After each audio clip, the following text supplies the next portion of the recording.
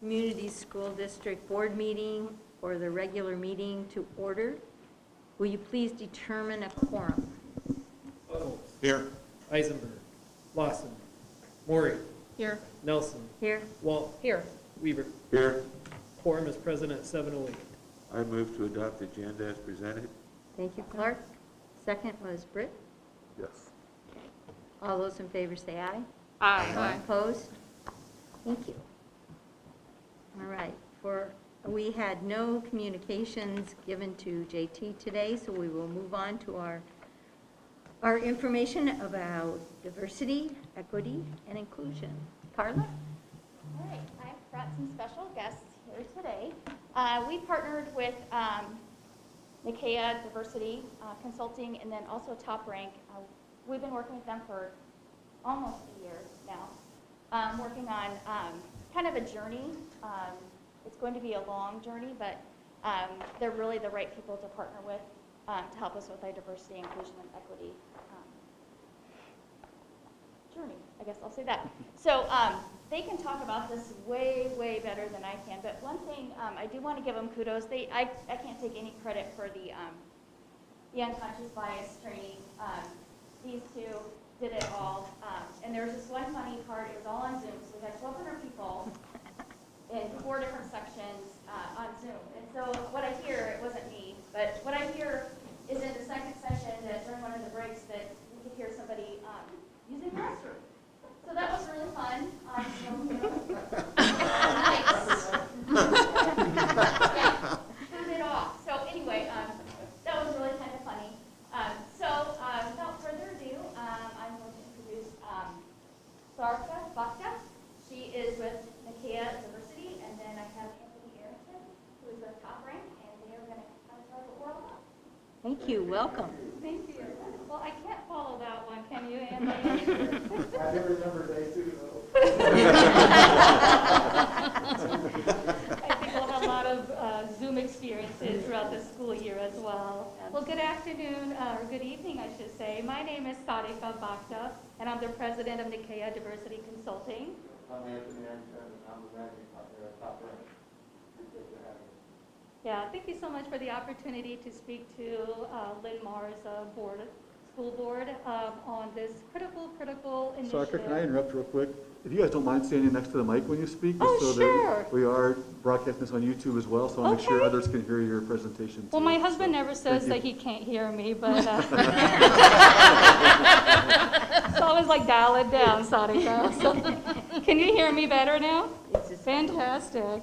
Well, we're very excited to be able to be here and share a little bit about the equity, diversity, inclusion, and engagement journey that Linn-Mar has started on.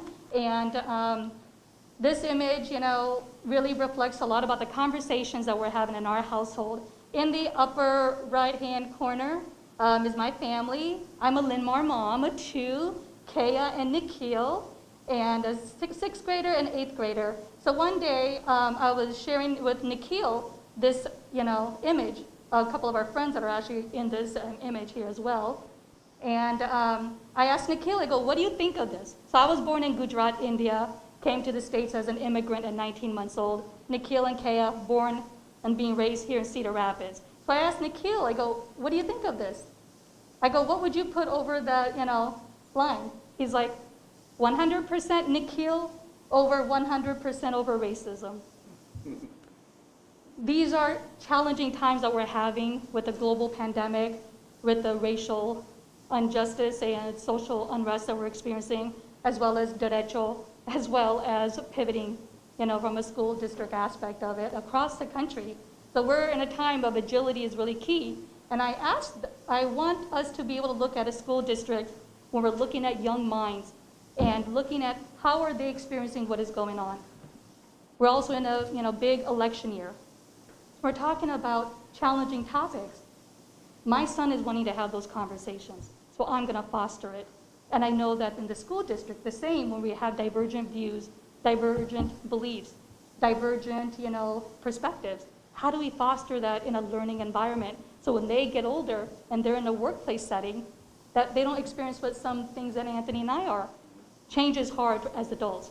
So if we can look at change as youth younger, I think it'll help. And that's why we're here about equity, diversity, inclusion, and engagement. Yeah, absolutely. Piggyback, let me get front of the mic here. So you can see below, that's my family there. My wife, Amy, who's been a realtor for 20 years in this community. My two daughters, they both live in New York City. My oldest daughter on the left is a model. And my middle daughter, or my younger daughter, is actually a skincare specialist in New York City. And the boss of the house is Snowflake, the dog.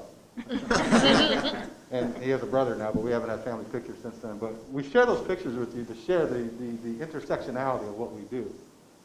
You know, here stands before you an Indian woman who's an immigrant, a black man who's married to a white woman who has interracial children who grew up in Cedar Rapids and understands what it's like to live as a black person in Cedar Rapids. So let me remind you that I am also a bilateral below-knee amputee. I've been an amputee for 30 years, more than 30 years. So a lot of people don't know that. So when I talk about diversity and equity, I not only talk about it from an education standpoint, from an knowledge standpoint, I live it, and then we live it. So that's important. I talk about it from that perspective. So when you're thinking about how do you leverage diversity as an asset, the diversity that each and every one of us brings, each and every one of your stakeholders brings to Linn-Mar, this is what we're thinking of is there is a human case. Is it the right thing to do? Is it the moral thing to do? Yes. There's also a business case for equity, diversity, inclusion, and engagement, and how it resonates with individuals, whether it's a business case or the human case, we need to be able to connect so that they can resonate and want to be able to drive this impactful change. And business case, we've all seen the stats. There's so many data out there about the value of leveraging the diversity that we have. When you have different, learning styles, different teaching styles, different, background, different experiences, will it make the process harder? Absolutely. But the outcome is going to be much more equitable, and it's going to be more inclusive and engaging. And that is the beauty of looking at some of the statistics here is 67% of job seekers are looking for diverse workplaces. We're looking at the talent pipeline that we're harnessing here. They are our leaders now, right? They're having conversations. You know that they're impacting change. And you're thinking about 83% of millennials. 5 years, 75% of our workforce are millennials. So generational diversity is a key aspect of it as well. Knowledge transfer, how do you make that happen? And so when you're thinking about diversity, broad definition of what diversity is, we also know that we can't not talk about things that are happening right now from a race perspective. Also knowing that we had amazing training that we were able to conduct thanks to the leadership of, Superintendent Bisgard, as well as with Carla and Phil with HR, to be able to be advocates and supporters to be able to provide this training that we conducted a few weeks ago. Now, you guys, so we wanted to show you this because you're on this journey already. So I think a year, so we've been working together. And so we're just scratching the surface right now.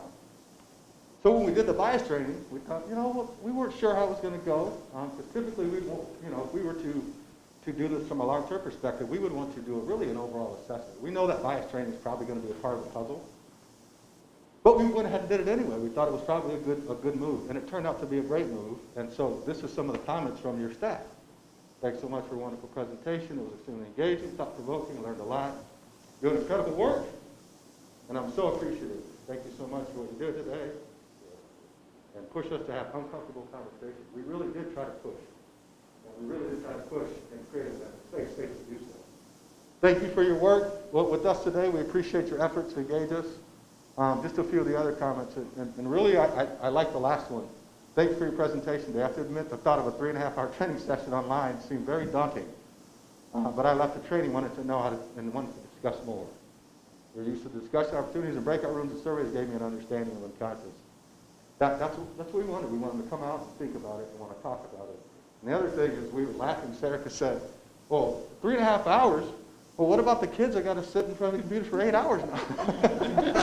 Right? Very true. Yeah. So I appreciated the thoughts and the comments as well as the robust dialogue that your administration, your educators, your staff and teachers had with us. This journey begins actually with the individual first. Linn-Mar has a journey as well, and so does our community. But the common denominator across all of those three realms is us as the individual. And so we want to be able to meet individuals where they are at. And we know that, sometimes the individual is going to be further along than the school district is. Sometimes the community may be further along than the individual is at. But this is where we know that there are key drivers of diversity that is happening right now. And those are globalization, technology, changing demographics, and competition. Why does this matter? Because it impacts our school district here and now. Globalization, well, pandemic. We already know that we're globally connected as global citizens. We've also seen our changing demographics in our backyard. So how many of you know that in Robbins, there's land that has been purchased to build a Hindu temple? How many of you? Few of you? So when you think about a temple being, built, you know that the community is here to stay because you go through a capital campaign. How do you keep the doors operating? How do you have people coming? So this is just showing the changing demographics that we're experiencing. And then you think about competition. Well, we know that if any time anyone is moving, what do they look at? If they're looking at, what's the school district like? So there is competition because when people moving in and out, they're looking for quality education. And we talked about technology. We're all pivoting right now. That's one of the key drivers of diversity as well. Yeah. Well, my wife's been a realtor for 20 plus years, and she'll tell you the number one question she gets asked with people that come out of town is school. At school. And there are people in this community, there are leaders in this community that literally tell people where to live at. You don't want people to say don't live in Linn-Mar district, right? So we want to help you with that. So let's reflect. Where are we now? So we got challenges in academic Iowa. This isn't unique to Linn-Mar. Recruiting and retaining diverse skill sets, as you saw from the previous slide, in a state that's 91% white, it is what it is from an ethnicity standpoint, right? We'll talk about what diversity means in another conversation, but from an ethnic diversity standpoint, you have to call it out, and that's the challenge, right? You guys have a lot of demands in K through 12. I mean, you got to, particularly in today's environment, but developing the pipeline, you've got to develop a pipeline that represents the members of society. And society's changing. As Sept showed you earlier, some of the stats, that we are becoming more ethnically diverse, not just in the United States, but in little old Cedar Rapids and Marion, Iowa. So we are a product of our culture, and we have to ask ourselves, are we going to rest on our laurels and not be prepared for that? Or are we going to prepare this institution to be able to represent the members of the society?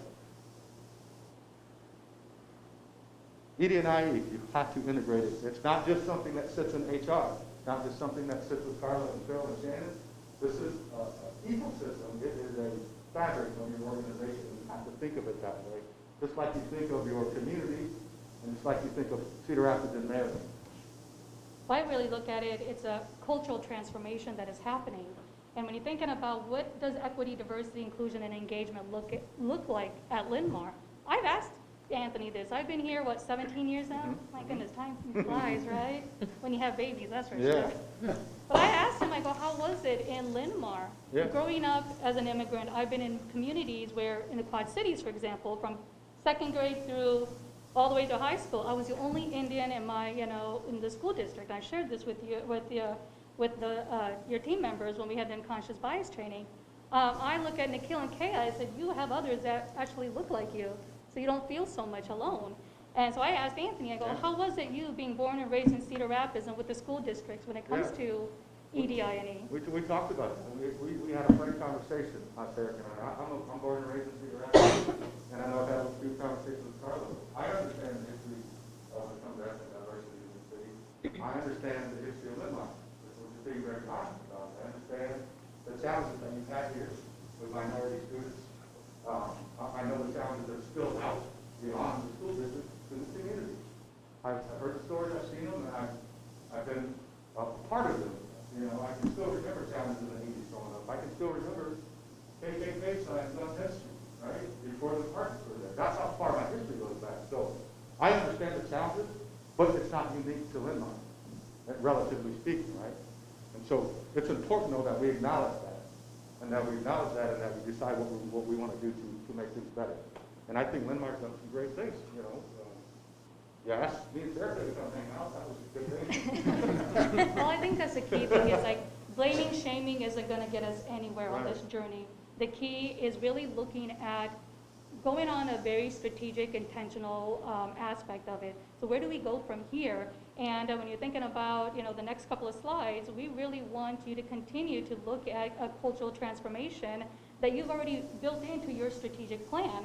The key is with equity, diversity, inclusion, and engagement, it can't be siloed. It really needs to be embedded across all of your focus areas that you've identified, from your student success, your future focus, from even your facilities. We know diversity is key, right? Be able to cater to all needs of individuals. And when you're thinking about Destination Linn-Mar, you want this to be the place that talent comes to.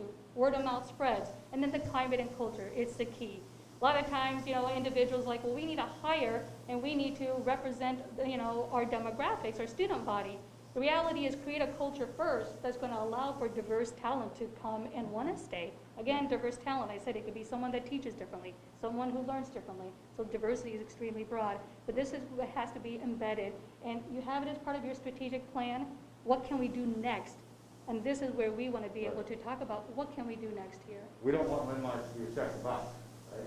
We have an environment right now with a lot of companies.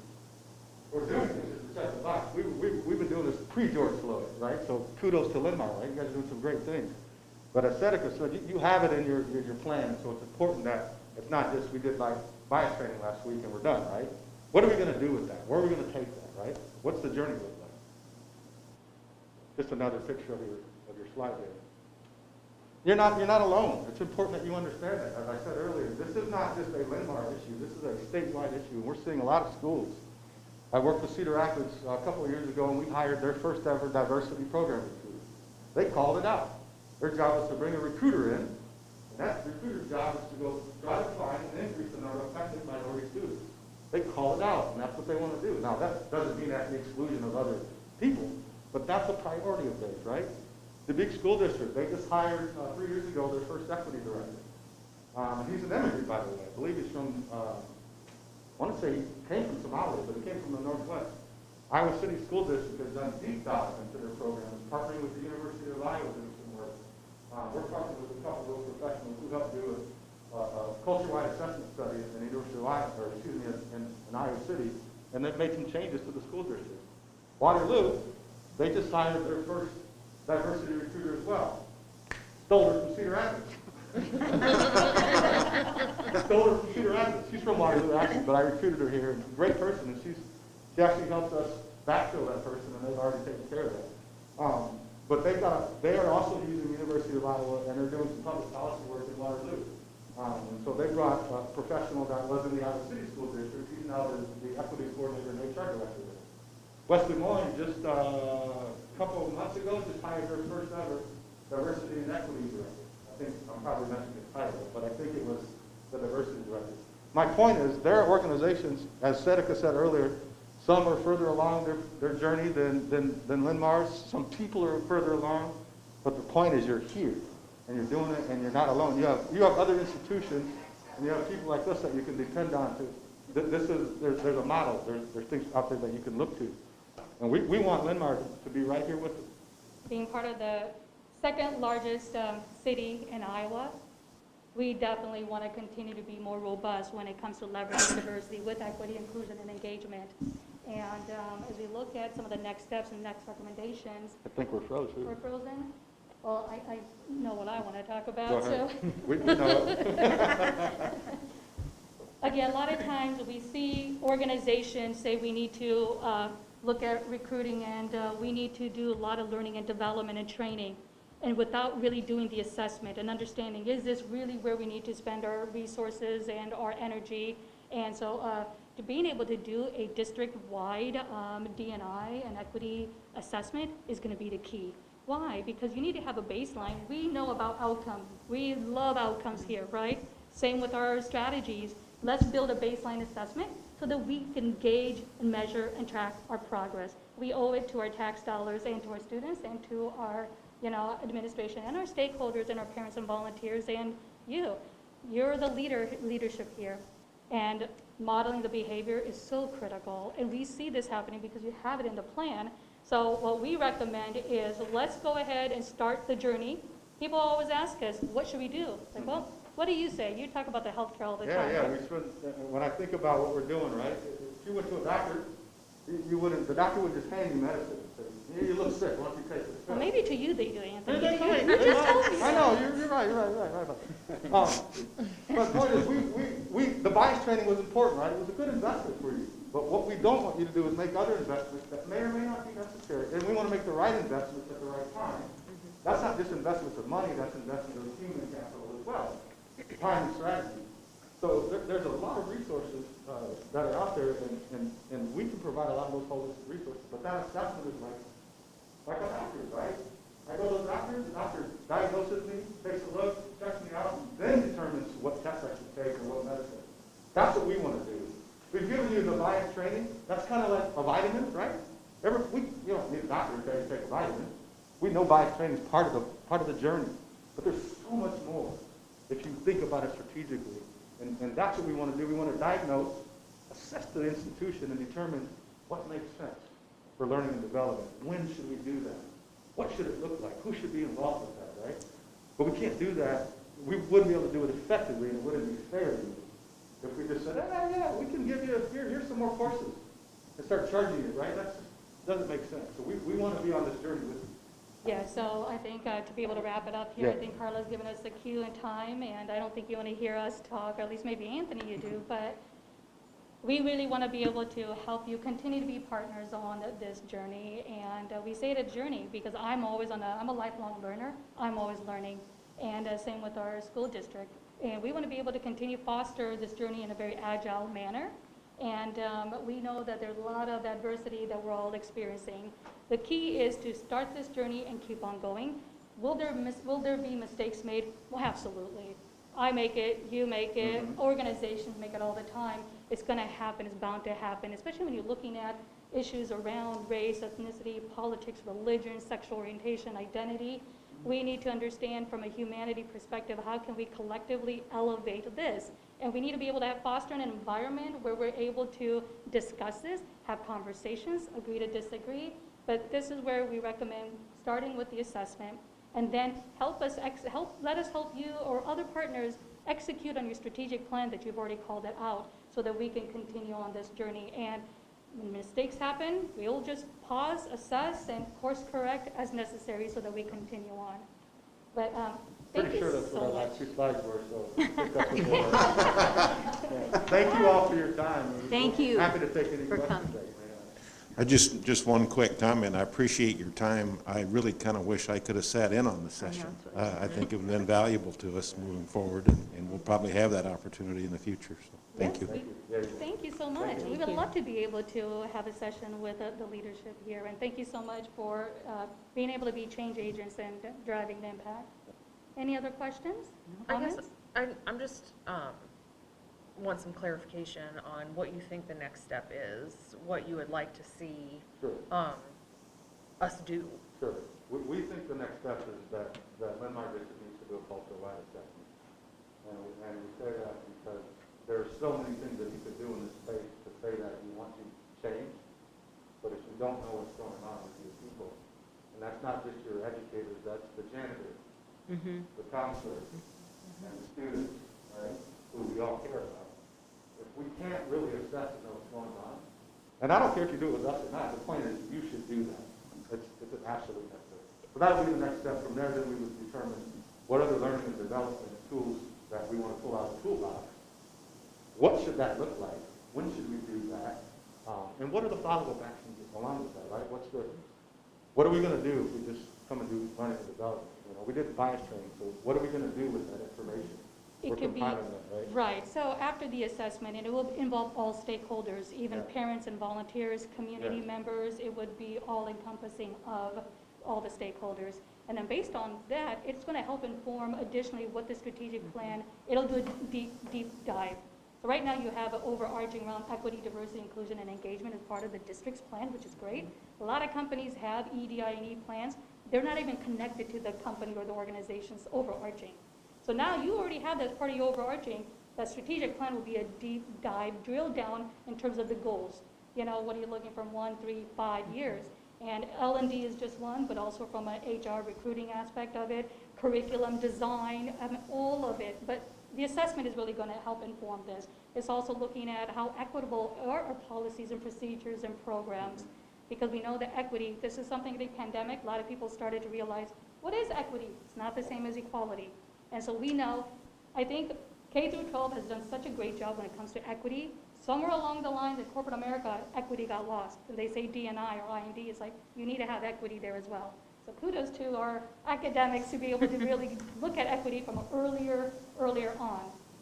Well, So speaking- that is what we would recommend. Speaking for myself, I would really like to see you guys come in and do that. I would be thrilled to have a better idea of where we are at, and you got to diagnose the problem before you can, you know what I mean, offer a cure, and so, or at least a treatment. Yeah. So I would, for, you know, again, just speaking for myself, I'd really like to see you guys come in and do that.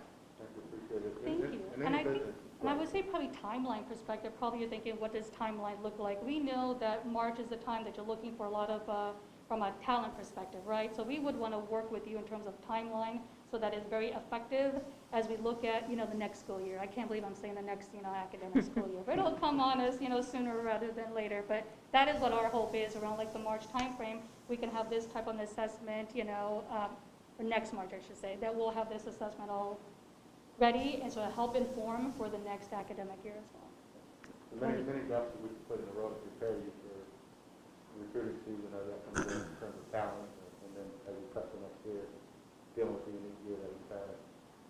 So, I'm all for I'd say it. we've really enjoyed the initial steps we've taken in this journey with you, and I look forward to those conversations. And you missed the work session probably, but our directors of Teach and Learning all referenced the high-quality presentation and the engagement you guys did, which was not easy to do in a virtual format with that many people. yeah, it was- There's 1,200 staff members all involved with that piece of it too, so I give it was kudos a really to, good first step for us to take. I look forward to Thank you that for allowing continued, us, and Thank thanks you. to continued partnership. Charlottesville for coordinating. I know we were driving you crazy a little bit.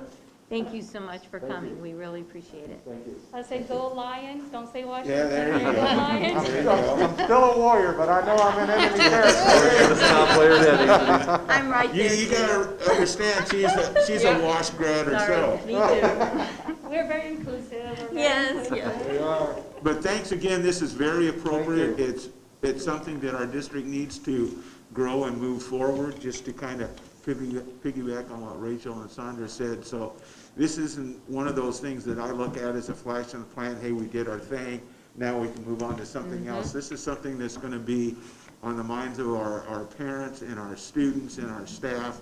And I think it is just so apropos that we're here. And hopefully you can move us forward in the direction that all of us need and want to go. And I thank you so very much. We're Thank gonna do you. our best, so we appreciate it. Appreciate your time. Thanks, Thank guys. you. Thank you. Thank you. Thank you. Thank you for having us. Shannon? Have a great evening, Thank you. everybody. Yes, thank you. I would just like to say, after having listened to that presentation, and, I know we did the implicit bias training, and I think that was fantastic. I was so thrilled to see that. I just, it's like momentum. We've done this Yeah. thing, and I really hope that We can it's keep it not going. one of those things where we did it, and like he said, just check the box. We've done it, and now we're moving on. I really hope that we do, put one foot in front of the other and just continue the march on with this. And that's why we brought them here, so you could meet them, because if it was Yeah. just one and done, we would have had no reason to bring them. Right, So no, we've I'm been not- isolated for that, so. I'm not Yep. saying that we are, I'm just, Or very Yeah, much. Just encouraging more. Yep. Well, and I think the staff feedback is key. I mean, how receptive and how much they responded to it initially. I think that's the Let- way. lets us Keep know moving we- forward with that. We needed more information, and everyone is excited for more, so. I think we'll move on to do Marion City Council. We've got the 27th and the 3rd, and I am not even sure. I went to the 3rd. Okay, It was, and I think it might have been Tim, and he's not. I actually did it. Did you? Well, go for it. Well, it was a pretty, basically there isn't a lot to report, but Okay. just because of the storm and everything, but Yeah. I would like to just make an interesting or a personal comment that I feel Marion did an awesome job as a city. I think we're head and shoulders, and I live in Cedar Rapids. I think Marion's head and shoulders above Cedar Rapids on their follow-through, their response, their feedback. And so, I think we just need to compliment them when we get a chance to, because they all worked hard at it, just like everybody else did. So, otherwise, that's basically what the meeting was about. Yeah, So, I bet. Thank you, Barry.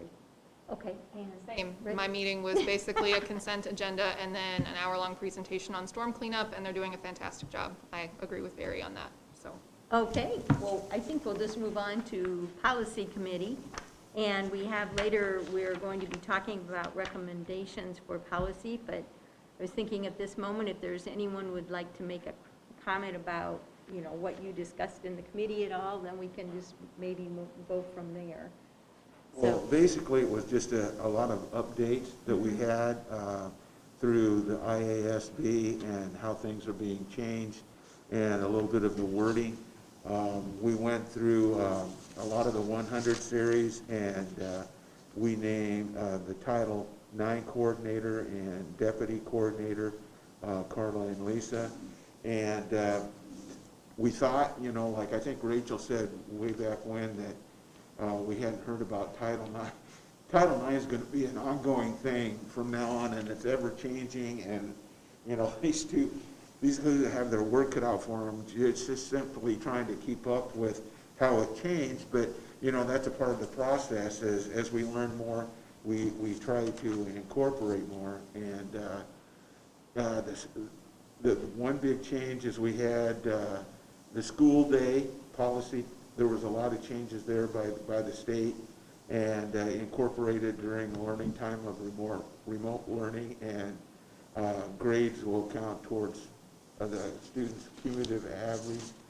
Other than that, there was just simply some new policies on there on operating during an emergency, and Shannon, I think, was very good at letting the board and the cabinet know what's going on, and if there was anything that should happen that we couldn't foresee in the future, that he would contact us so that we could make an informed decision, and then he would make the call after he talked to us. And I thought that's keeping us all abreast of what's going on, and that was vital on that one. And then a bunch of changes on student absences and attendance, but that's something everybody can read about. I think Tim came up with some good questions on COVID-19, and if somebody has to leave, and just trying to figure out how many days is this, is the students out, is it 10 days, 14 days, and I think we got some clarification on that. And you know, basically, that was it. I mean, there was a lot of issues there, but most of them were just updates, and except for the new policies that were handed down. So, unless Shannon has something different than that. The only thing I would add is that you mentioned the Title IX, and that is the policy that the new guidelines have come out, and Carla has worked with on that. We knew there'd be more regulations and for us to follow up with it later on, and some trainings as well, but this is the initial policy to bring forward to address the Title IX changes that have taken place. So otherwise, I think Clark covered it. okay. And Rachel, did you have something you'd like to? I was not at this meeting. You weren't at that one, okay, all right. There was another question that Britt, you had. Would you like to share this with Want me to talk about it now or when we get to the first reading? Well, if we talk about it now during this Okay. part, then when we get down below, maybe Yeah, I just we didn't can know. vote accordingly or do what we need to. Okay, so when I read through all of the policy changes, the policy 902.12, the language seemed very similar to the proclamation that we all approved. And, but I remember, and I double-checked with other board members to make sure I was remembering accurately, that when we approved the proclamation, Tim had requested that the line that says that the board delegates authority, that we added a sentence or some words there that said in something like in Congress, in communication with the board, or there was additional verbiage that I think this should mirror what we approved in the proclamation. Other than that, that was my only thing, Okay. is that I thought that the way that we approved it in that proclamation should be in the policy. That was all I had. I don't remember exactly what that was worded. I had to go back and double check that piece to match that, but it's, I'd have to follow up on that piece. Okay. Yeah, I would like to see that added, and then I'm good with all the other changes. They made sense and sounded good. So are we going to take that out then at this time? That's what I'm wondering. Do we need to, when we go, we're doing a first reading, so do we need to, when we get down to that, do we need to, Or they need to prove it as is and then modify it for the second reading, or we'll have to remove it for this time and then start it over again next time, essentially. okay. And we approve I'd of, say leave it and We then can come modify back it. And with solid modify for the language. next What do you Instead of think, starting Rick? over. What would you be comfortable with, Rick? yeah, as long as, so we can The approve language it as is is there. and then modify it in the second reading, and then it's still good to go? Then, Correct. yeah, as long as the second reading reflects the original The- proclamation, okay. I'm good to go.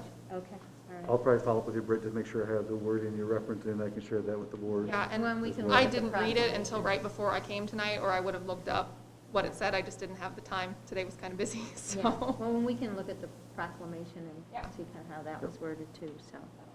Okay, I think we'll move on Wait, to, we have to approve this? that's not till down here. We're up here, we're just talking about what happened in the committee, so we're talking about what Oh, I see what you're later saying. on Okay. that we will Okay. do that, now Okay. that we've talked You're about it. right. All right, so let's go ahead. Superintendent update. Yeah, quite a few things. Obviously, a lot's been going on, highlighted by the first day of school today, and a unique first day of school it has been. Honestly, after 6 months of not having kids almost to the day, I can't emphasize enough how great it was to get school started. To see the buses rolling, to see kids come into school, get off to a really good start. It's always special, but this year had a little extra specialness to it, I think, across the board. Overall, a really good first day of school. Every building had similar comments. Great to have kids back. A relatively quiet first day compared to most, just because of the number of students in the building, compared to what they used to have with that. I think there's also a little bit of a temperament for people also trying to wade into the water a little more tentative than they normally may to start a school year as well, which was not unexpected. Working through the kinks, but lots of confidence in how the first day went and how things will continue to only get better. So really excited to see our first online classrooms kind of get started today as well. Not just our in-person classes, but starting online as well. Brand new for us, so it's kind of a new approach for us, which has been fun to add to our arsenal of instructional strategies. And then along with that, I just think, for a couple of people tonight mentioned too, that a huge thanks to everybody to get us to this point, from teachers to bus drivers to assistants, secretaries, custodians, O&M staff, administrators, you name it, managers, just go through the list. It took a lot of people working really hard to get to this point, and can't thank them enough, and the positive attitudes and the problem-solving approaches that everybody's taken to get us here. Not just with COVID, but with this derecho storm and everything else, it has been challenging to say the least. So it's been a really fun first day of school to get started. It's kind of unique this year because we don't just get one first day of school, we get two. And for high schoolers, kind of get three. So it'd be kind of fun to see the next couple of first days of school as we continue to roll on in that format as well. So that's kind of a unique thing for us as well that we look forward to continuing this week. And I want to make sure not to overlook, in the middle of all of this chaos of and excitement and everything we've been dealing with, we did open up not just one, but two brand new schools today. And it's been a long journey for those schools as well. From almost exactly 2 years ago to today was the bond election that was successful. So that has been a 2-year journey of from community support to designing those buildings, to building them, to staffing them, to preparing them, and then to have kids there today. I think you heard Erica mention that in the work session, was that he kind of take a step back and just appreciate that today. That was fun, and the buildings are fantastic and will be great schools to serve Linn-Mar for decades and decades. Normally I'd have first day numbers to share with you. I don't really have those yet because we don't have all of our first days happening yet. So I will get that to you by this Friday as we continue to update those, and they are a little bit different this year. Obviously with the online numbers and the in-person and hybrid and everything else too, so I'll sort that out for you for our Friday update. So overall, just a really good first day, great to get started. I hope families feel that way as well. Kids were really excited. You could tell they were hesitant and nervous like we all are, but they were excited to come back, so that was fun. Some quick construction updates. I mentioned the two new schools. Glad to get both of them opened up today. It's been a journey for them as well, from weather issues to COVID challenges, you name it. They've experienced that as well through this process, so I'm really pleased to have those buildings both open, essentially full functioning today. Boulder Peak is completely done except for the gym. That was done at one time, and then derecho decided to wreck a beautiful gym floor, so we've had to redo that, and that's in the process right now of being redone. Other than that, just a few little things to tweak and finish up. Hazel Point's in really good shape as well. The gym had the same damage essentially, so that gym floor will be replaced shortly after Boulder Peaks. And all that's left to finish up there is the kitchen and the library. I anticipate those both being done next week as well. So really in good spot for both of those buildings, which we're excited to have. Bowman Woods, Wilkins, Indian Creek had significant construction done this summer. They're in a really good spot as well. I will say all three buildings have a nice new fresh look as well. Definitely have a newer appearance to things, which is fun to see too. So kind of fun to celebrate that today. And then the derecho damage, we really felt good about all of our repair work that had been done, some construction work that had to be done after the damage, and then 6 inches of rain the last week exposed a few leaks and cracks we weren't even aware of, and exposed a few other spots. I've had to continually work on those processes as well. Still working with insurance adjuster contractors. That will continue to be a process we'll work on, but overall, I feel like we're able to at least get things patched up again to be functional today, which was really, and honestly didn't interfere with our learning at all, so that was great.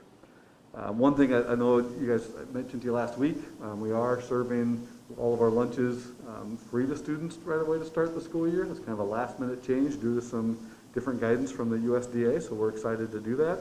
We don't know how long that will last, but we'll take advantage of that for as long as we can. I think that's a great thing for our students, either in person or online as well. So that was a nice bonus we're able to offer today to start the school year as well. And then the last one, I just want to do a quick review for board members to make sure the calendar waiver, because of the damage from the derecho, we did apply for a waiver from the state to have some hours waived for us essentially. That was approved. So we do have some additional hours built into our calendar right now to give us some flexibility. I do not want to shorten our calendar at this stage. You heard in work sessions earlier today, the value of school. We've missed a lot of school lately. We want to make sure not to lose any more.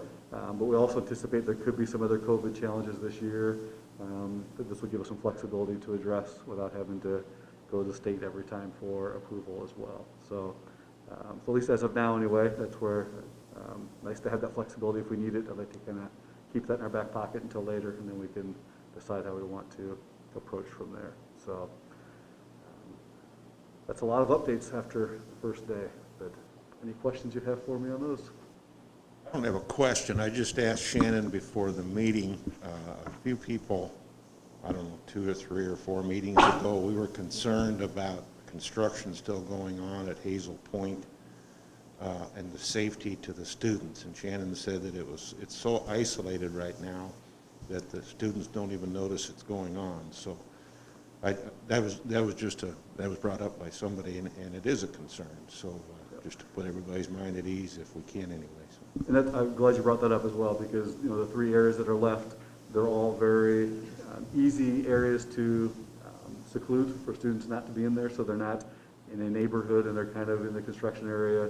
The gym is literally walled off and doored off. The kids can kind of see through some glass windows, that's it.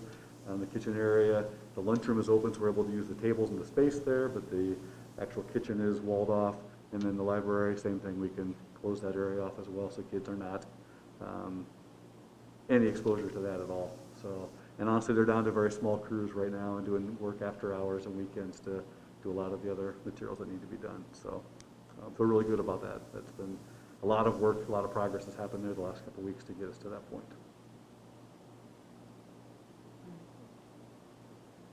So you've done your, it says the update, do you want to do more of COVID, or is that already kind of No, I'd like to done? talk about COVID if we could. But we've also got this, and I didn't know when you wanted to. Yep, we'll include that in the COVID conversation. Okay, perfect. So.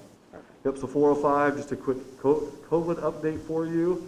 As we transition now from preparation for the school year into operating into the school year, we're really looking at a lot of things COVID specific, and I want to be transparent with the board about kind of our process that we are going to use as we have COVID cases come up, and then we'll be communicating this out to buildings and our community as well going forward.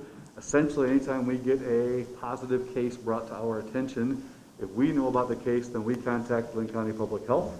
If Linn County Public Health becomes aware of that, they contact me, and I share that with our administrators as well that are appropriate to that piece, and then we kick in our procedures either way.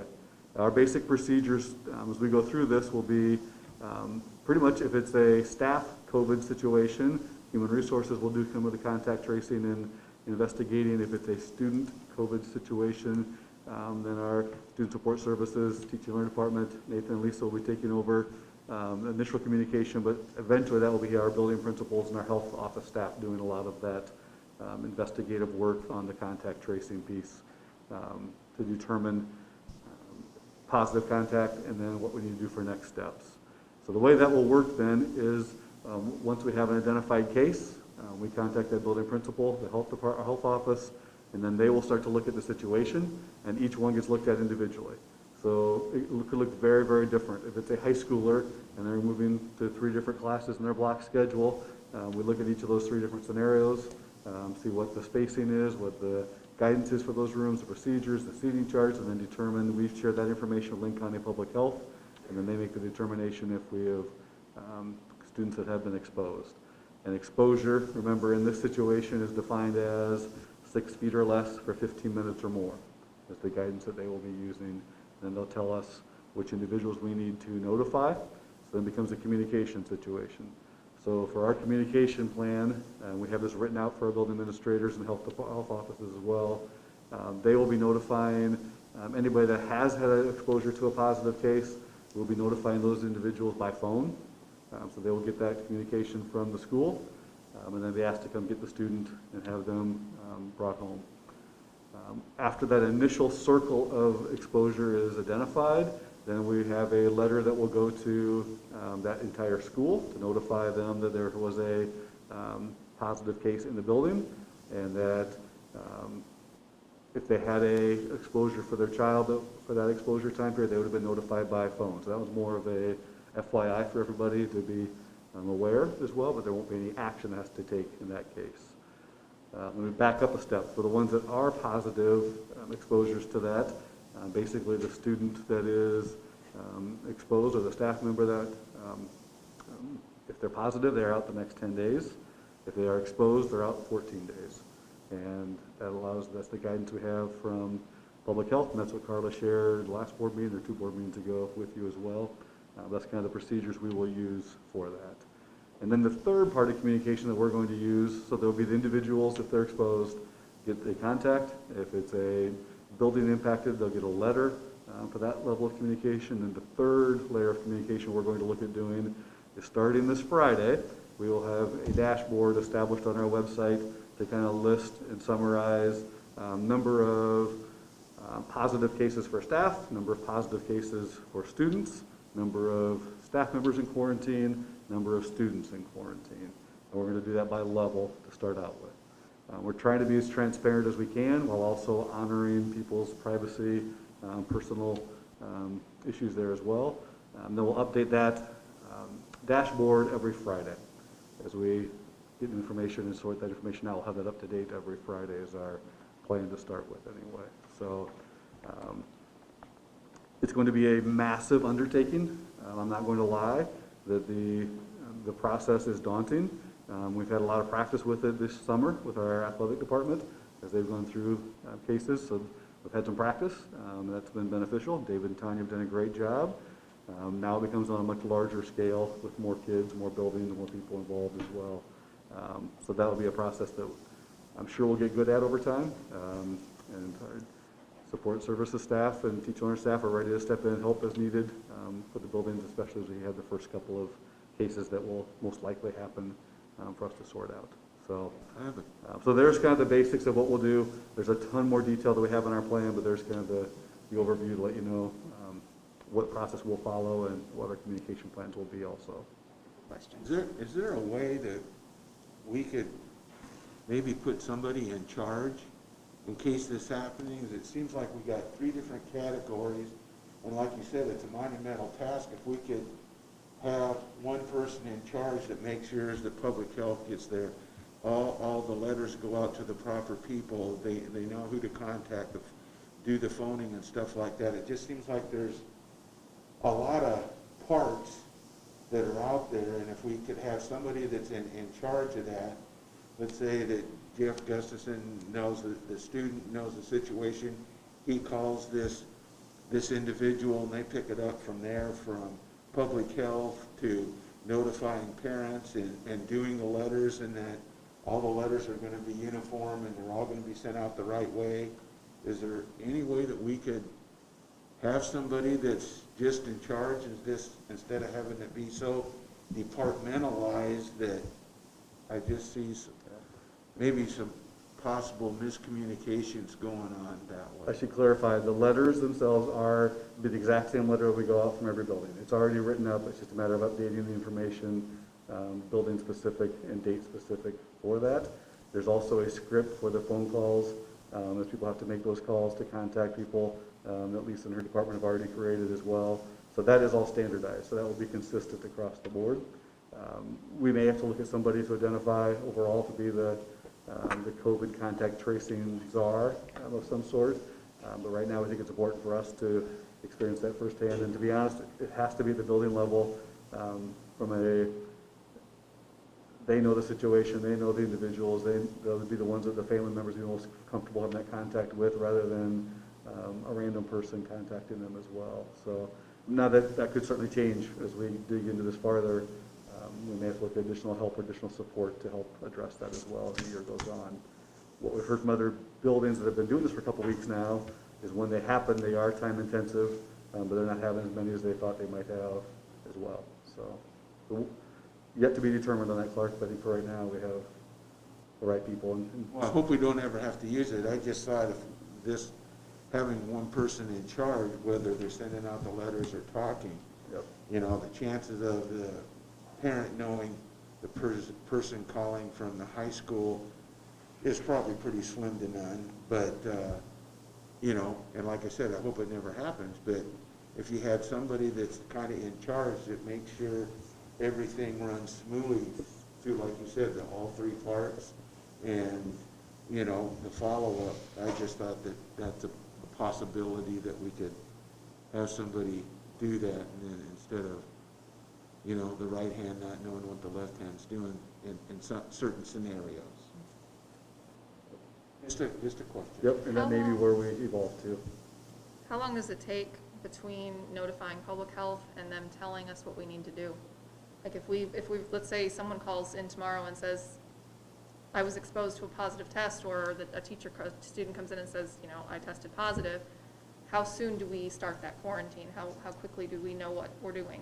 Yep, we have our procedures set, ready to go. Linn County Public Health has been incredibly responsive for us, whether it's email, phone calls, we have the numbers for everybody to contact on a regular basis, and then after hours and weekends as well. So their turnaround time has been, I don't want to say within the hour, but basically it's been within the hour all summer and all fall so far. So the letter, are we mailing those, or is it an emailed letter? be an email letter. Okay, good, because Yep. mail is It'll crazy be right a now, and I wouldn't want letter with our families to find letterhead and out. everything else, but it will be Okay. an actual letter, or I'm sorry, an email that's sending the letter. Okay, perfect, because, yeah, the mail is not great right now. By the time they got it, it would be Exactly. 3, 4, 5, 6 days later. And then we'd just be That's fielding true. angry phone calls about, why didn't I know sooner, kind of Yep. thing.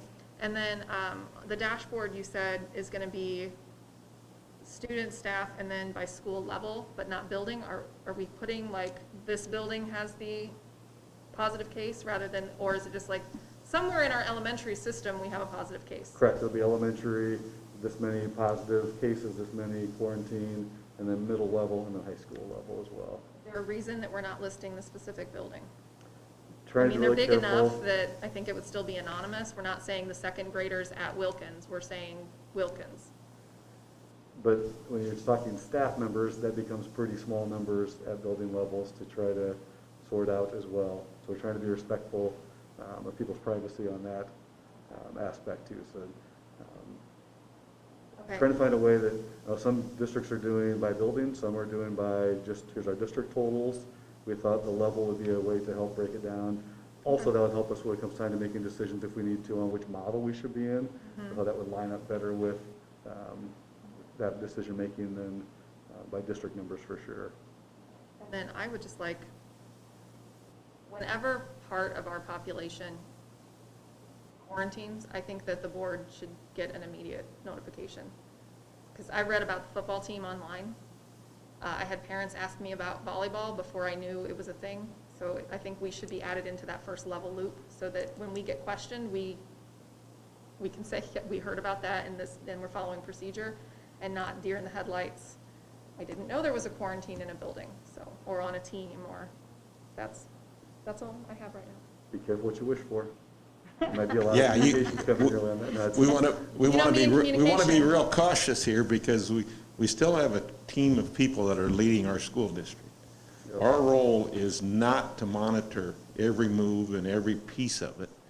And, because we're here to set policy. We're here for guidance. And I agree with you. And over the 9 years that I've been on the board, I don't want to use the word blindsided, but quite often there's things that we don't know and maybe don't need to know for a little while. I'm not asking for that. I'm asking to know when we have a positive case. This is, I think, is a special circumstance. This is something that I think is board needed knowledge. And I don't feel I'm overstepping by saying I just want to know what's happening as a board member. Are you thinking I'm like, concerned though, because we do have, that's a big example you're describing there, so I know what you're talking about, football. But we have many other situations already before school even started where we're talking about an individual needs to quarantine, a small group needs to quarantine or has, If we I don't know quarantine an how entire to- class or grade level, I think that's, yep, that's what people want to know is what is happening, is a whole class staying home? Is a whole grade level staying home? A whole football team is now quarantined. Those are significant. If it's one person, no, you don't have to send us a text every time one person. But if a significant quarantine has to happen, I think that we should know about that. yep, significant's a key word there, I think, with that, so that's. a No, good I don't want to clarifier. know every time one person has to go get tested. But if we have to make a decision where we're sending a whole classroom of kids home for 2 weeks, I think that that's something that we should be aware of. Not telling you how to do it, just aware that it's happening. That's what I'm asking for. Significant piece there, it's a good clarifier with that, because that's that would a be big helpful? difference versus. Yes. No, I don't want you to call me every time there's a positive test or someone has to take a test. But if we're closing something significant down, a large classroom of Yep. kids, that's, And that might be a good way to differentiate is closing something down versus, we have a lot of people will be quarantining throughout the year. I mean, they're positive, but there will be lots of quarantine situations. Yep. So that's our process we're looking at doing. Hopefully we won't be professionals at this by October, November, but we also know the reality is we're going to have opportunities probably to practice these procedures here in the near future, and we'll adjust them as we get some more experience with that as well. And it will be different now that school's in session versus in the summertime when it's more sports team specific. The other one I wanted to talk to you about is giving us some metrics to help make decisions as if COVID does explode or if our numbers change, as we look at different models of how we provide the education to our kids. So I think each of you have a draft of the colorful guide we have listed there. What I'd like to do is have a conversation on just some guiding metrics, not hard, fast numbers that if it hits exactly this number or that number that we have to go one direction or the other, but just some guidelines for us to consider as a board as far as which model of education we want to implement. So what I gave you there as a draft is just a starting point. If you look at that, the only thing that is in permanent ink is the far right one where it shows the online learning for all. The metrics that are connected with that are the ones that's straight from the state guidance. So 15% positivity rate of Linn County over a 14-day period and 10% student absenteeism. That is the required element that we have to have to then request to go online from the state. The other ones are listed there. Going to the left on hybrid learning, I put 15% or more, just because it does not, I took out the absenteeism piece of that. If we don't meet that criteria, we could certainly look at that percentage as well. And then the blue and the green ones on the far left are just starting point conversations. I pulled a little bit from the governor's guidance on that, but I took a little bit of leeway because it doesn't mention hybrid until 15% or more in the governor's guidance when I have it shown from 6 to 14%. And then 8% on there is what the number was as of Friday, I believe it was. I pulled that from. So that was a starting point for a conversation. And then on the top right, I listed other factors to consider as we make decisions. I think staff absences or quarantine is an important piece for us to consider if we have to change models, because we have to have enough staff to run our buildings. And that is a concern going forward. Not just teachers, but bus drivers, kitchen staff, across the board, you name it, that's going to be a factor we have to consider. Student absences and quarantine, and students in quarantine, I think could be another factor for us to look at, even if it doesn't meet that 10% state guideline.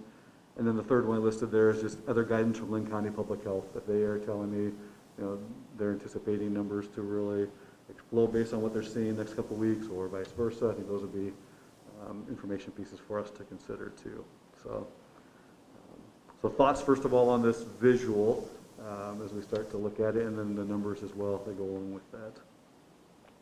I actually like the visual. The visual's I fine. think it's really good. I think it, kind of tells you everything you need right in one shot, so. Yeah, we're kind of tweaking it for a week or two, trying to figure out what else to add or take out.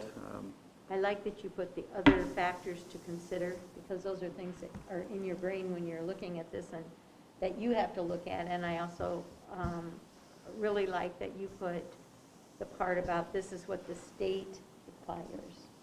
The one thing you noticed that's not, that you stated that's not on here was, you said 15% and over 14-day period. You might add that in there, and then say the 10% student absenteeism.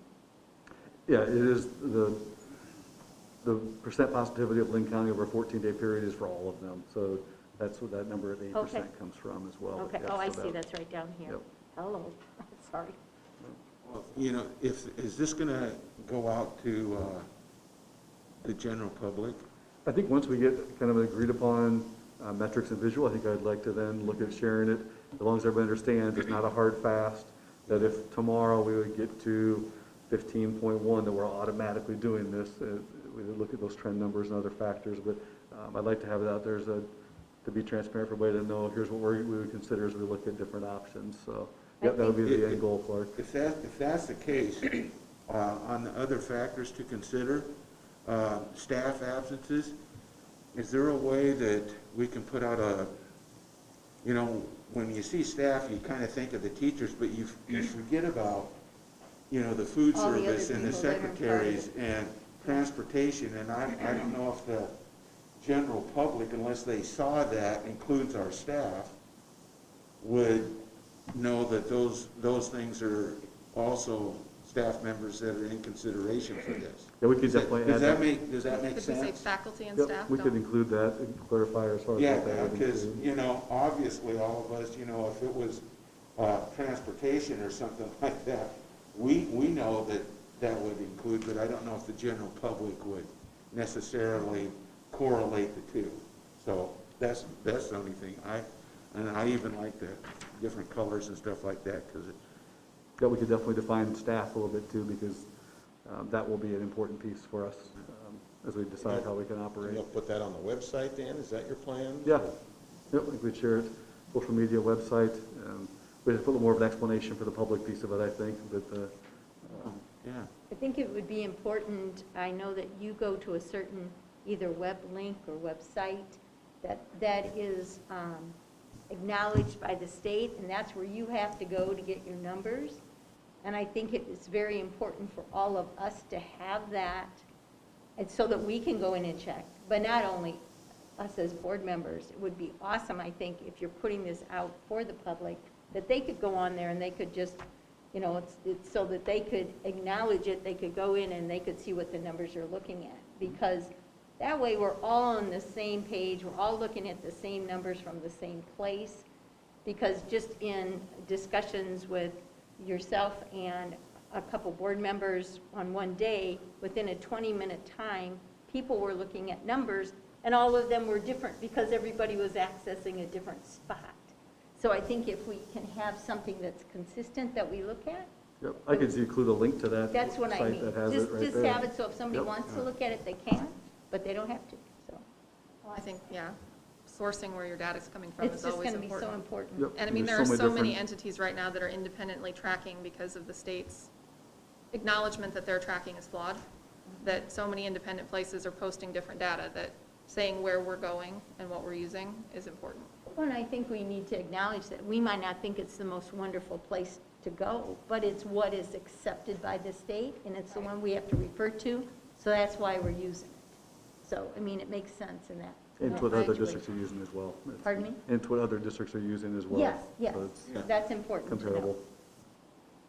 Okay. Is there any suggestions for this, or are we good with this?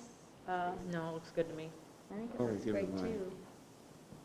Anything else? If somebody thinks of something, let Shannon know, otherwise Are we going to talk about the percentages, or I thought we were doing it in two Oh, parts? sure. If you, Yeah, that's go part of the for it. conversation, so. I just know that, I know what the state says, and I agree with, I don't want to fight the state on online learning for all. I don't think we're ever going to get to that point, so that's fine. But everyone else outside of Iowa is looking at a 10% positivity rate for hybrid For or hybrid? not learning in person fully. So I wonder if, it just concerns me that at the elementary and intermediate level, having all of our kids in the building right now after the first 2 weeks, and then waiting for them to get, for it to get to 14 or 15% before we transition them, I think that's too big. It's 20 to 21 kids in a tiny classroom. It's going to be, I think we're going to see our numbers in those buildings first. And I just think that 14% is too high before we consider transitioning elementary and intermediate. The CDC, the Surgeon General of the United States, the pediatrics, they all say 10%. I would be happy if we went in somewhere closer to that range than waiting until 15%. I think it's too high and it doesn't follow medical data. Could we do in the hybrid learning one, if we could change, the blue would be the 0 to 5, the next would be, say, 5 to 10, and then hybrid would be between 10 and 15, so when we're Yes. getting there.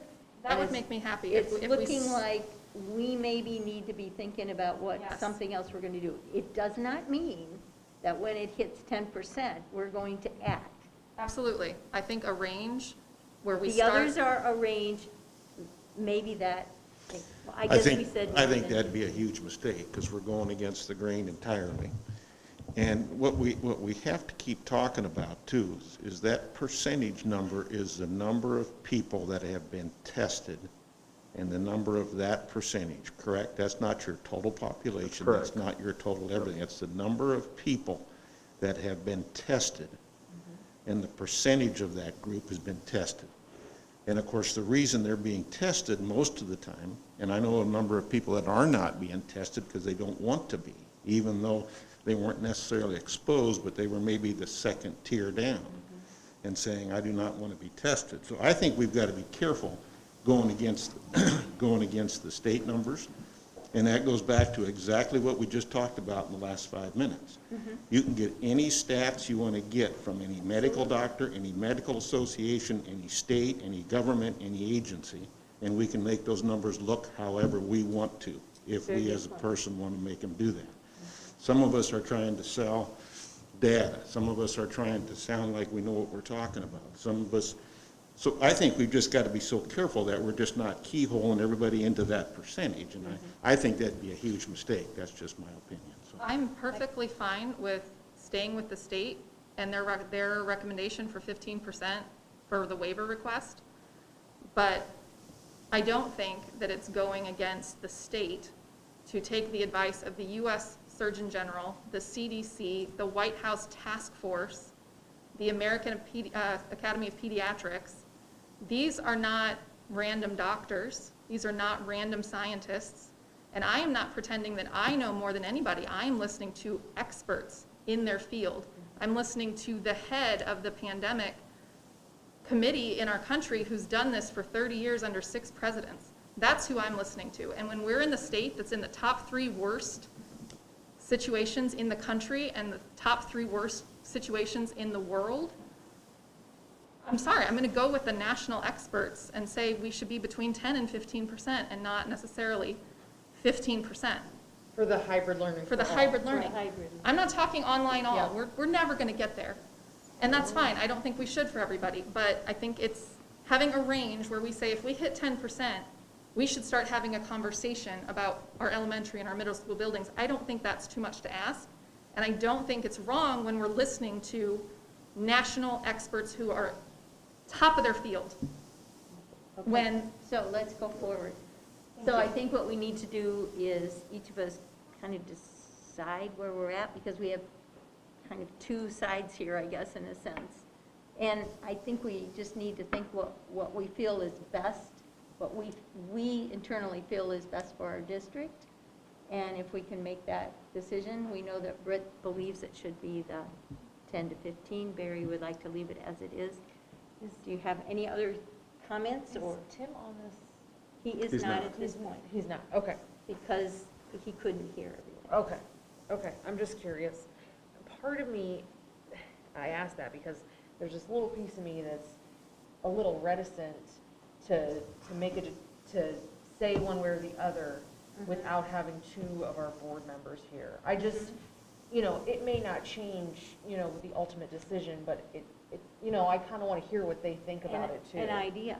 We could just, each of us think about it, and we talk with Kara and Tim, who are not able to be here, talk with them, get their feelings, and between Shannon and I, we will talk with everyone to get their feelings, come to some kind of consensus, and then report to you. But that makes sense. I think that works, because honestly, this is not something we have to have in place to make No, a it decision. isn't. This is just helping us guide. Yeah, our it's just a decision. draft. So It's- we well, can come back to It's this as guidelines well. that we're trying to, so that Shannon has something to go by, and Yep. we know too.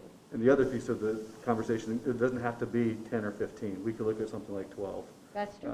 Not saying we want to compromise, but we could, because there is no hard and fast guideline there to look at that and see. So that's another possibility we could look at as well, because again, this is just a guide for us to help open those conversations up. So- Well, and I think if each of us, including Kara and Tim, have time to think about it and decide for themselves, and to be able to share with us where we're coming from, we'll let everybody know what the consensus was, and go from there. Does that make Barry, sense? yep, Barry, I just want a little clarification, because I didn't know if you were talking about, are you uncomfortable moving the hybrid for learning all percentage, or you know what I mean? Like, You want to leave it at 15 or more? how do you feel about that? Like, do you think hybrid learning for all should be 15% or more? Or are you comfortable for just that one being 10% or more? That's what we were talking about, and he explained that he thought, Right, no, I understand that, but I was a little confused as to whether or not he thought we were talking about online totally or the hybrid for all. So I just wanted to the be, hybrid. well, I know we were talking about that. Okay. Sorry. It would be real hard for me to agree to change the numbers as they are. Okay, okay, that's just what I, If that's answering yep, your absolutely, clarity question. absolutely. So you like these numbers? Okay, I just want to make sure. Okay. Is everybody good with that? I wonder if Clark should say, I want to get the opinions of everybody, because that's going to help me kind of mull this over. So I'm curious what Clark thinks about the numbers. Well, to be quite honest, I understand the state, and even though I disagree with how the state's doing that, as I look at this, I can see the range. I haven't made up my mind yet. Okay. To be quite honest with you, but I also agree that if you change that, all we're talking about putting in a number, it's just indicating that we need to look at this We need to talk. we need to start having more a carefully. conversation. We need to talk. And, it's not like saying this is what we're gonna do, is we have a parameter where we're gonna get involved, that we really need to look at something. And, I think as board members, that's part of our purpose, is to looking at the safety, for students and staff.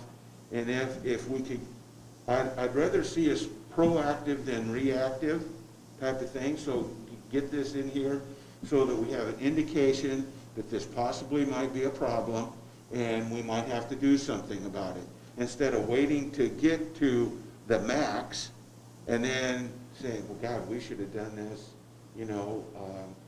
before we reached this point. I just think that, the way it looks there is that, if we have an indication that it's something that we can look at, and I think that's important. It's just making us aware of what's going on.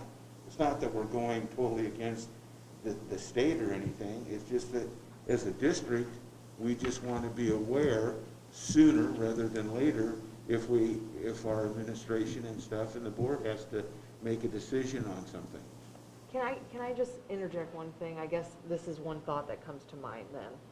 I guess from my perspective, what I am hearing a lot is, well, these numbers just start a conversation. That makes me a little nervous, because if all these numbers are doing is starting a conversation, then really these numbers, there's no teeth to them, because,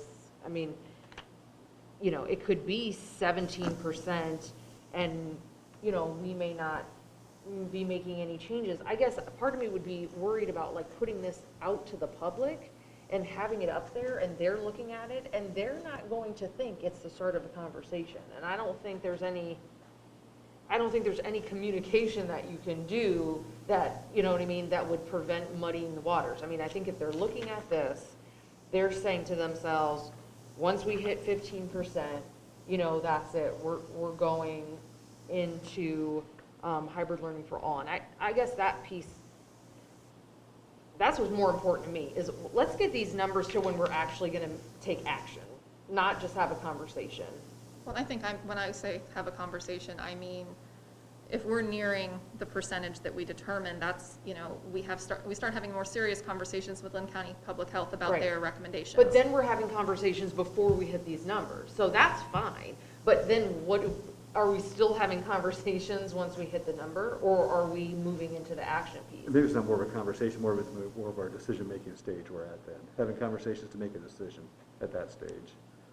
So I just want to be careful we don't end up in a position, whatever number we pick, if we have one day that we're at that number, and then it drops back the next day, I want to be careful that we're not playing a Right, but aren't we yo-yo talking game about a with families going back. right, Talking about but aren't 14 we days. talking about a 14-day rolling average anyway? Yes. Correct. So it seems to me that at that point, it's not just a fluke, it's just not a one-day thing, it's, you know what I mean? To me, that says, whatever that 14-day rolling average is, that really doesn't need to trigger something. But how many days does it stay in that percentage to make a decision after that? No, but that's the whole point of the 14-day rolling average anyway, is that you're not It's avoiding the extremes. you're not taking the outliers, you know what I mean? You're not taking that one day when it was really high. Correct. You've got this 14-day average. So I think the 14-day average really should be the trigger point for action. Now, what those numbers end up being, that I think can be up for, you know what I mean? That can be discussed and we can make a decision there. But I do think, if we're talking about putting this, front-facing to parents and staff and all of that, I'd be careful to, to say that you're giving a lot of leeway in there, because that's how it's coming off to me. I'm not sure if that's the idea behind it, but that's kind of how it's coming off to me, once we hit 15%, then we'll kind of start talking about, but by that time, you're already at the 15%, you've already got a problem. So, But we could have those conversations leading up to that as numbers start to increase. Right, I'll that give you an makes- example. that If makes we'd have- sense. Yeah, okay, if that helps clarify, that would be, Yeah, I don't want that- to wait till we get there, but because, like you said, with the 14-day average, it does avoid some of those extreme jumps. You can start to see more of a trend. Right. Well, And and that if we- leads to the conversation as we get closer to that. When we started having, we're at 10, 12, 13 days, and it's staying high like that, we need to get ready to take some action. Is that what you're thinking? Yes, I just think that these should be, I'm not saying if it's 14.9, we need to trigger,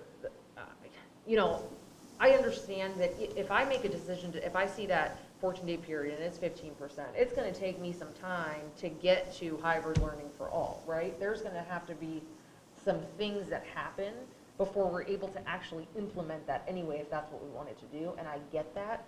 I just think, you know, if you're putting these numbers out, then once 15%, you know, you get to 50%, you have to start moving into action, and that'll Yep. take a little As while. you And then we approach can just that, have the conversation when we're at 13%, and then, you know. Okay. I'll update this with the link, and we'll bring it back next time for a little more conversation then, so. That's Okay. great. Yep. Thank you. Sounds good, thank you. All right, so we move on to new business, and this is when we do the policy recommendation. And I believe we discussed that the one policy, 902.12, was the one that Shannon was going to Yep. look at. So we're going to, the recommendation is to make a motion to pass it as presented with that being taken care of. Yep, Yeah, I and I'll don't come think back we need next to make time with it the. modified at all. Okay. so- Okay, I make a motion to approve the first reading of the policy recommendations as presented. Second. Okay, Rachel, and then seconded by Clark. Any other discussion? All those in favor say aye. Aye. Aye. Opposed? I make a motion to approve Carla Christian, Chief Human Resources Officer, as the 2020-2021 MIIP representative, and JT Anderson, Chief Financial Operating Officer, as the alternate. Second. Okay. All those in favor say aye. Aye. Opposed? Okay. Open enrollment. I make a motion to approve the open enrollment request as presented. Okay, Rachel and Britt, is that second? Yeah, Okay, second. I wasn't too sure. Thank you. All those in favor say aye. Aye. Opposed? I've never seen an open enrollment list all this so long. Yeah. It's like 2 pages. Yeah. Oh, no, the personnel starts on the bottom of the first page. Yeah. Oh. Right in the middle is the consent. Oh, I got you, okay. Okay. All right. That Yeah, would be because we're on lengthy. page 4, Yeah. consent I make- agenda. I'll make a motion to approve the consent agenda as presented. Okay, Second. okay, Britt, and then Rachel, second. Any questions about that? Just like to thank Barbara Bradshaw upon her retirement, the bus driver. Lots of things. Lots of changes. Okay. Any other comments, questions? We're on board calendar now? Okay, so all those in favor say aye. Aye. Opposed? Okay, let's through that, just a second, I gotta figure out where we're at. Now we've got all the pages. Yeah, board calendar. Yeah, okay, board calendar. Okay, looks like we have Finance Audit Committee, September 17th, 7:30. And then I saw that there's another one at 4 PM, is that correct? On October 8th? That's Okay. when the auditors will be here, so that'll be the exit interview with the auditors. Oh, okay. Yeah. I was just trying to Yeah. figure out, I wonder if that's correct. Okay, perfect, all right. Let's see, anything else? Anybody have comment for good of the order, communication? We need to make sure we Questions? talk about the Lion Learning Session, Yes? right? and- Do you have that scheduled, Shannon? Who's going to be there? I have heard Clark said he's available, you said you were, and Sandra was, and you kind of all said you were flexible, Yeah, so. I'm available as well for either one. Are we going to be on Zoom as well, or do you Yep. want us here? Nope, you can be on Zoom as well. We'll just be on Zoom. Why don't we Yep. just split it up 2 and 2? There's noon and there's 5:30. Does that make sense? I'd be happy to take the noon session, but Okay. I'm flexible too. Okay, I will do noon with Barry. How's that? All right, so then I'm at 5:30. Does that make sense? Yep, That'll make it quick. Quick and perfect, easy thank here. you. Yeah, so we'll get that done. All Does, right.